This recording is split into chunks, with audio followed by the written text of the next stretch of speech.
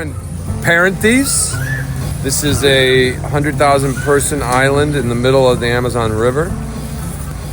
It is really south of where we need to go, but the river is so low that we need to travel pretty far east, 50 miles, before we can then track back and start going north. Down here, you can't play around. You need, if you cut yourself, you get a tick or whatever, you got to deal with it quick. But I brought a lot of extra fly line because you easily get it caught in a prop or get it caught in a tree. You need to have that. I try to bring a floater and an intermediate and a sink. I brought 5 rods.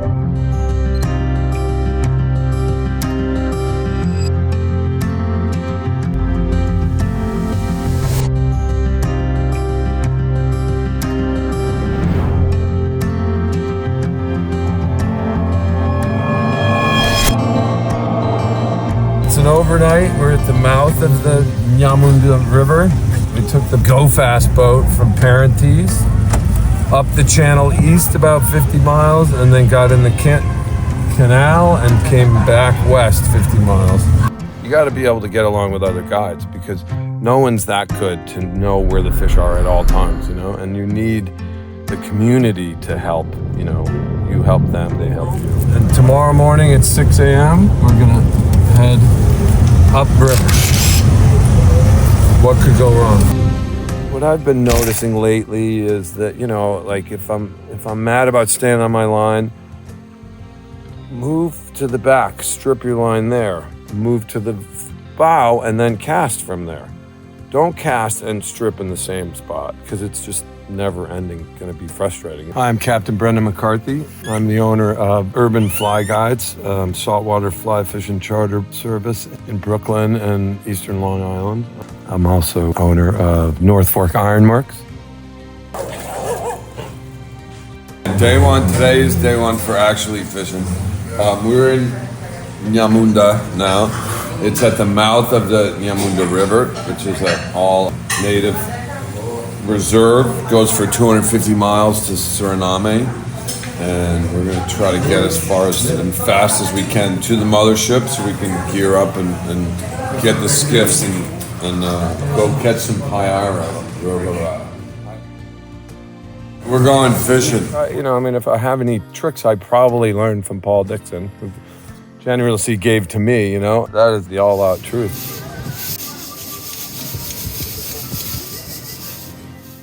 They had never had fly fishing groups here. Local people from Brazil up here that are very avid fishermen, but they're spin fishing. So to have the fly fishing, they're very intrigued by it and how it works, and they get very excited when because they'd never seen the fly before and fly fishing. If you're going to a new place, then you really have to have a guide, and without the guides, it would basically be impossible to do this kind of fishing. And if you're not really familiar with the area, then you have to have a guide. And the best way to find a guide is from a recommendation from a guide that you've fished with before. I'm here because I've always dreamed of being in the Amazon and fly fishing for peacock bass. It's been a hell of a journey to get here. It's basically been 3 planes and 2 4-hour boat rides, but look around us, it's pristine, and we're just getting started on day one, and I think we're going to catch a ton of fish, and I'm really incredibly excited to be here. Pastels with specialties inside sometimes.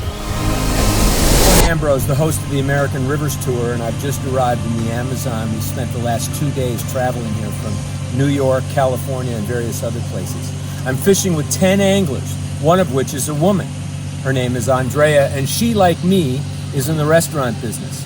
Her restaurant business is on the North Fork of Long Island. It's called Minnow. Mine on the South Fork is called Estia's Little Kitchen. This trip is allowing me a chance to get away. Well, when I'm back in New Suffolk and working, it's nonstop. It's all the time. It's from early in the morning until late in the evening. And that all is okay as long as I come on trips like this and I can do this completely all the time for a week. I can completely escape and and focus on the things that I'm interested in other than restaurants, which is fishing. Well, I have commercial fishing licenses, so I'm able to go out and fish for the restaurants. In New Suffolk, that's a lot of spearfishing. The American Rivers Tour is my way. My name is Colin Ambrose. I am the host and producer of the American Rivers Tour because I need an outlet. I need to get out on rivers. This is a South American experience, but it's still an American river experience.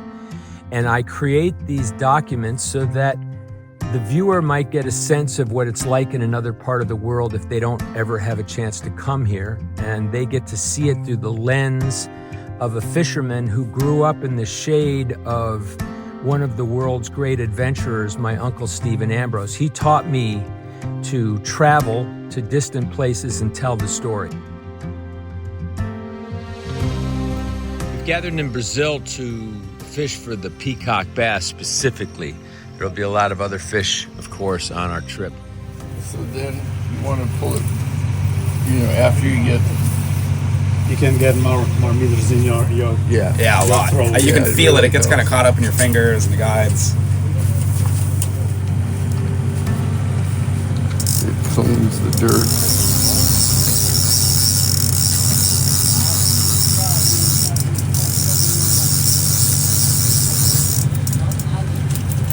Okay, you got to get that in there.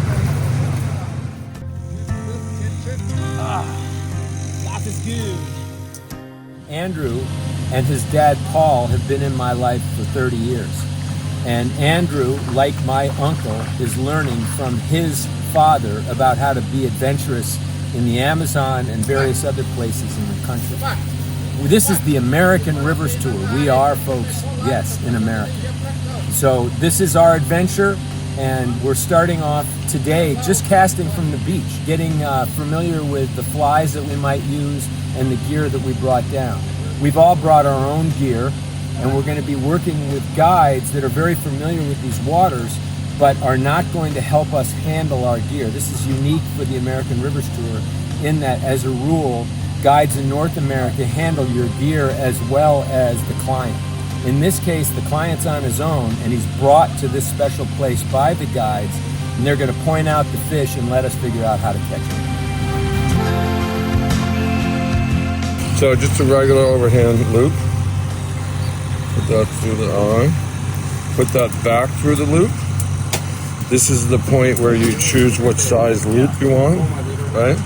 Then you can tighten it a little bit, grab that. So you went through the eye, through the loop, grab the loop, 3 times around the front, 3 times, and then back through the loop. The one thing about this knot is you have to tighten the tag, not the standing line. I mean, I use that for every single fly I ever use. Talk about the strategy of fishing. We have here many central lakes. That is lake that is separate from the river, right? And so we have put on this lake 5 boats. We have 5 boats in 5 different lakes. Smaller boat. That is quite small boats, I think 2-person fishing on the fly in this boat is going to be very difficult. And I think these 2 young guys are going to test the next guys. I know.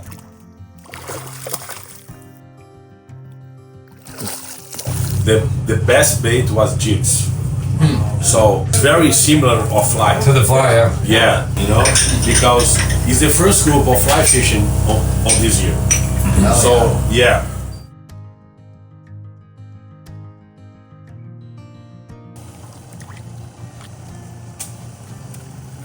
We're in the jungle, baby. The real heart of the Amazon. Okay? Oh, no, it's fishing time. Well, my experience with guides goes back about 25 years. I fished when I was a little kid. I was maybe 12 when I started to fish, and I really got into trout fishing and tying flies and that sort of thing. 25 years ago, I start to live in an area that has an amazing fishery, and I read a book that talks about striped bass that are in the area. And I read this name, Paul Dixon, And I thought, this sounds like an interesting thing. And so I called Paul Dixon up. I met him and we went out fishing, and I never fished in salt water before, and it was really hard. I was used to casting in little streams. But Paul was very patient. He gave me a lot of good advice, and over time, I learned to get it a little bit better. I fished a lot with him. I met a couple of other guides, like Brendan McCarthy, who's another amazing guide that I've fished with. South American Rivers Tour. Yamunda. Going piranha so we can have some live bait for some catfish. My guiding is from different types of boats, different species of fish. It's pretty controlled. When we're here in the middle of the Amazon on a mothership, you don't have the control that you normally do, so you don't know what's going to happen, which is a great thing because it's all about the adventure. So here you're trying to explore new areas and figure out techniques and everything that work for these fish opposed to what we're normally fishing for. And that's the fun of guiding anyway.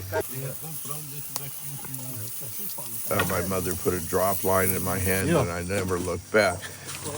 Got a guide's license. I opened up a fly fishing store on the east end of Long Island out by Montauk. And in those days, striper had disappeared in the 80s and it came back. And so it was one of the great conservation success stories of all time.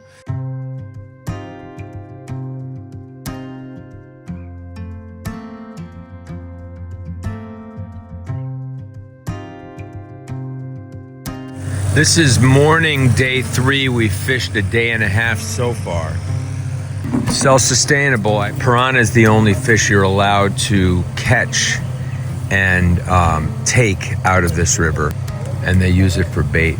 This encampment stays on this river until the river comes back up. There's no way they can get this big boat out of here as low as the river was when we came in. They've set it up in a cove where they have control of the zone. That's the cruise boat there. We're on the mothership.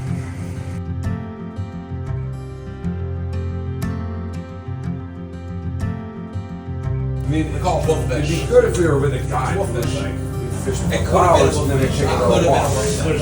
Yeah, because it was something on the bottom when I was coming up for it was under. So what are we doing here, Brendan? So when we're done eating, we're going fishing. We're going fishing. You were casting like a bomb. That was awesome. Thanks, brother. I got a lot of work to do, but I like to be on the deck. Much. Having that line in the water is a whole different thing, right? Got some video of it. Thanks, brother. There's 9 for 9. So what do we have here? An 8 and a 9? 8, 9, and 10. Told the 9. Okay. I mixed them all up, obviously. What do you like to get started? What are your choices? I'm bringing a 9. You're bringing a 9. Period. All right. I don't even think I'm. And what are you throwing?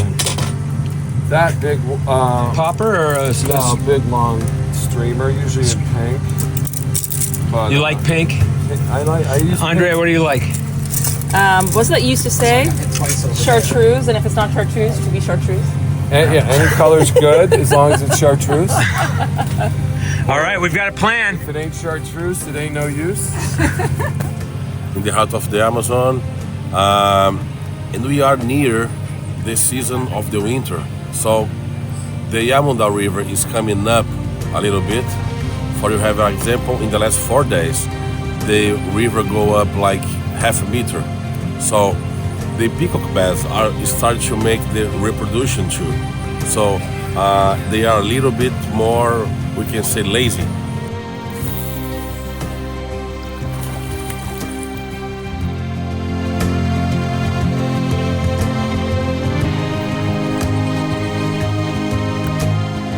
Hi, my name is Gabriel Jimenez, and we're here to make memories and catch big fish.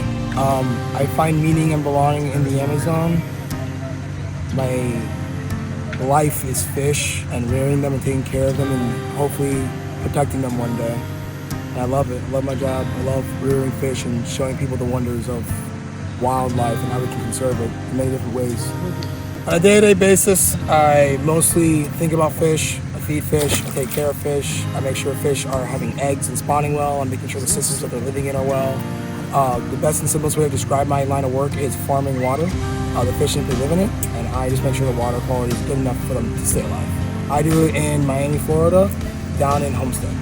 But my background is a little wacky. I started working with wildlife and exotic animals when I was 14, selling and breeding exotic snakes, lizards, and smaller mammals. From there, I worked at Zoo Miami for 2 years, and then I ended up going to school for wildlife conservation, fisheries management, concentration fisheries. I ended up really falling in love with aquaculture, so I switched my track from wildlife and fisheries to aquaculture. It's actually really funny.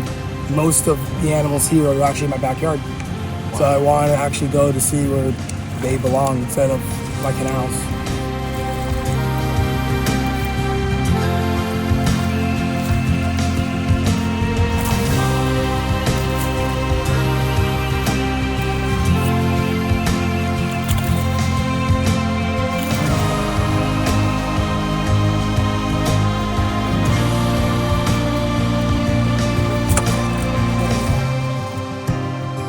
So that's the bump. Yeah, that's the one.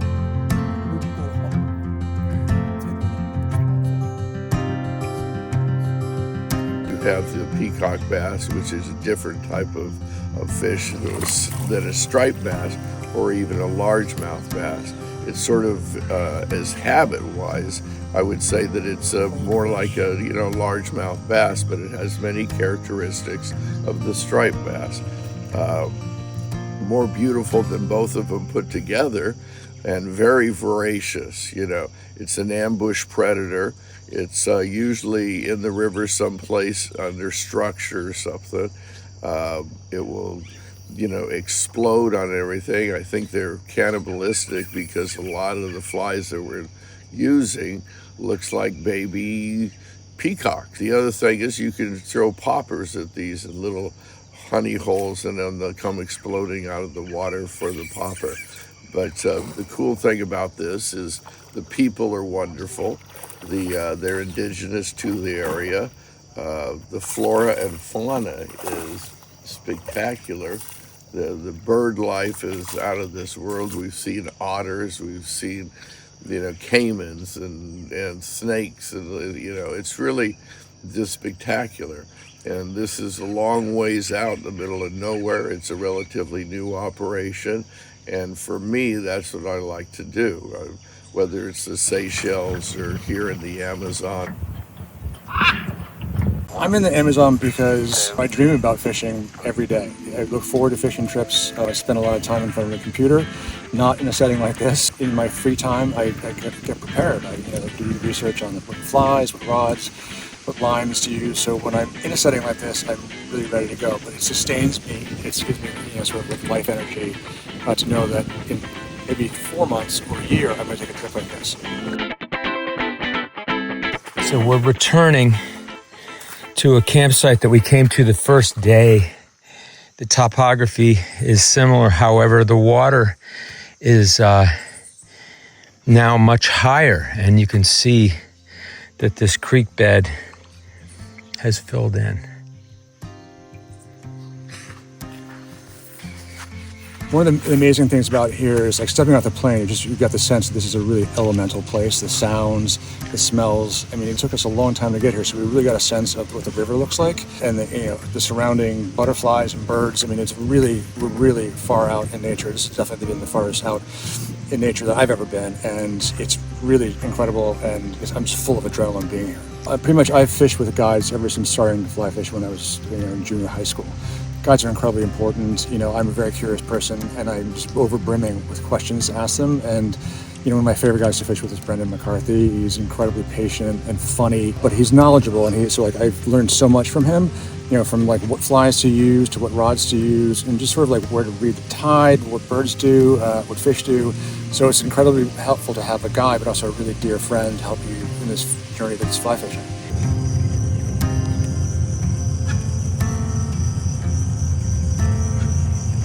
Casa de Caba. Aqui entra aqui. You can see they've got a whole complex, and he's showing me how to harvest these nuts. But you can see this is probably similar to the house that Pia Dita, the little girl, lives in. So this is a home site for a family that lives on the river here. But they've departed for the village because the water's been so low. They cook on this. You can see that's the pantry. They have a grill here.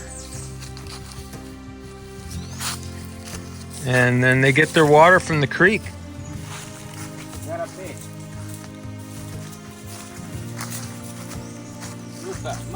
Mango. Oh, mangoes.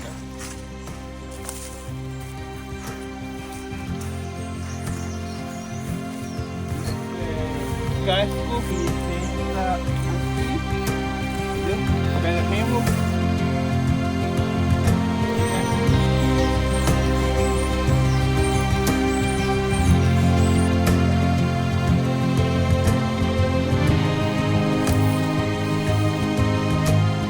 Fishing with guides, just on the most obvious level, you know, they have local knowledge. They're on the water every day.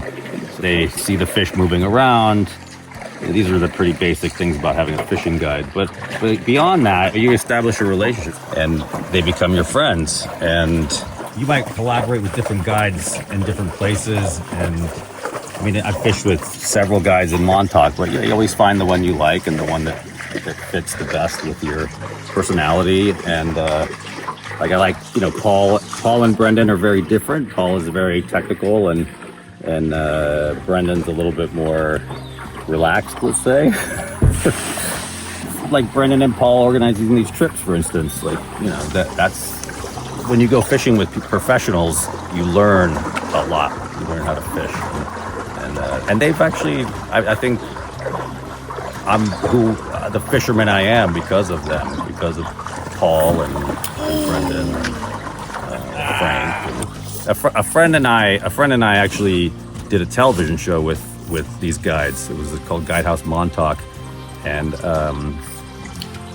I was the director of photography of the show, and it was fun because, you know, we got to play with there's a whole political world out in Montauk with the guides, and Paul is usually at the center of it, and so they all kind of treat him like dad. And if somebody has a problem, Paul has to come in and negotiate and try to work it out. And that sort of dynamic played out on Guidehouse Montauk. Yeah, so we also put them in. We also put the guides in situations off the water, which you know, to understand their personality, fill out their personality a little bit more, and not just see how they interact with their clients, but how they interact with each other and the public. And we went to. So we took them out. We took them out to Estia's little kitchen for Paul's birthday, and Colin made a nice striped bass in a Kachina box, and they had a nice little celebration. You know, they like each other, and it's a really cool community. And I think, I honestly, around the world, I feel like I could talk to any fisherman, and you know, anybody who's got a fishing rod in their hand, always happy to talk to you about fishing. That's been my experience, but. One of the things I love about it, you know, you meet all these interesting people in really interesting places and see things that you never see otherwise. Caba. Caba? Caba.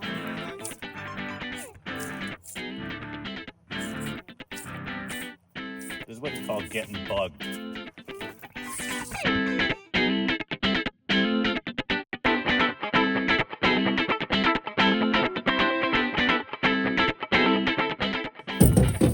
Look at the azul. We took the clouser, little clouser. Mr. Beautiful. You want to go to spots like new spots or spots that haven't been fished, you know, I don't know, in a few weeks, or that are only going to be fished maybe once when you're here and then never again. You know, there should be enough water here that we don't have to hit the same spots over and over again. But I'm not sure the rules of how far they can go off the river. We tried. We're little guys.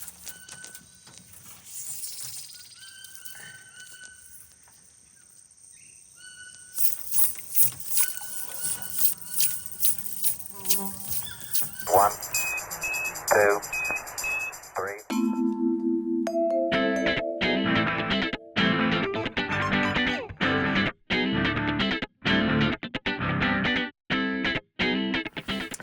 My relationship with the people that put this trip together, Brendan and Paul, has been for about 15 years, I would say. I met Brendan when he used to be an Orvis endorsed guide. So I used to trout fly fish, and I wanted to learn how to saltwater fly fish. I contacted him and he taught me how to double haul. And he told me, "Oh, you're in the North Fork. You're in New Suffolk. I know some great secret flats there." And so when he came and took me fishing, it happened to be right in my front yard. That was his secret flat. And I met Paul shortly after. Since the time that I've met them, I've been on some great trips with Paul to the outer islands of the Andros in Bahamas. Paul is constantly teaching me and guiding me on how to perfect my cast, which is far from perfect. And they're great guides.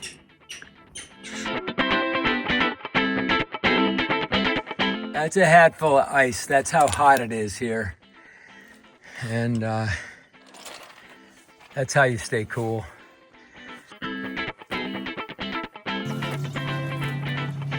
You start to observe what other people are doing that you're with, and you talk to the guides, and you sort of go through all the things that maybe you've learned about the cycles that fish go through, and spawning, and the water temperature, and you're trying to solve a puzzle without a lot of information, and you keep trying things until you find things that work. And so I went a couple of days without out catching any fish, and then I went another day where I probably caught as many fish as anybody that day, and I probably caught 2 of the larger fish. So it's just like, anything in life. You just have to stick with it. Thank you.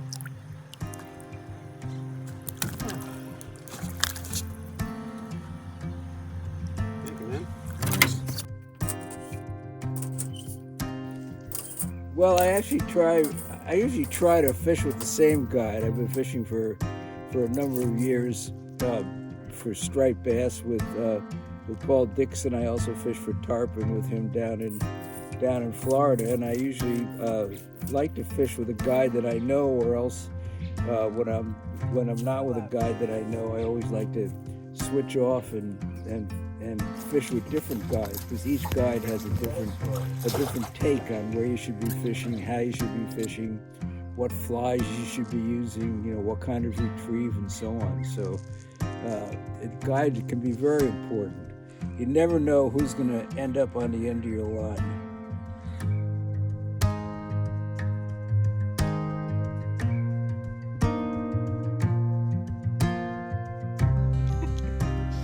Good papa. Leon. 60? Leon. Hey, man. Okay, let him back in the water. There's a little girl that just got home from school with her mother in there, and they have one of the most peaceful places in the world to live. So this is the guide Tete.